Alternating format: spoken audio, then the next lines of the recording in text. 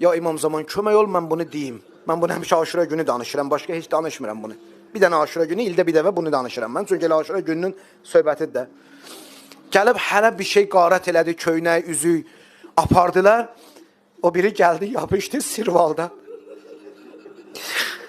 Həyava, abruva qurban olum Hüseyin. Deyir İmam Hüseyin əleyhissalam, o başsız bədən əlin atdı, sirvaldan tutdu.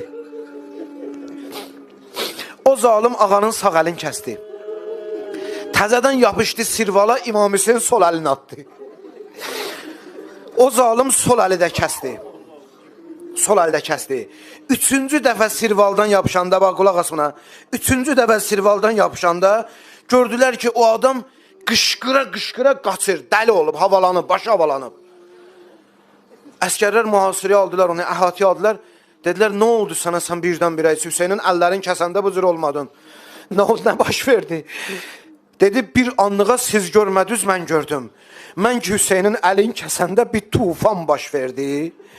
Bir anlığa gördüm ki, bir qara çadralı qadın dayanıb Hüseynin başı üstə. Gözündən yaş axır. Hüseyin də üzün çövrüb ona deyir ki, ana Fatimə, gör əziz balavı necə doğrayırlar.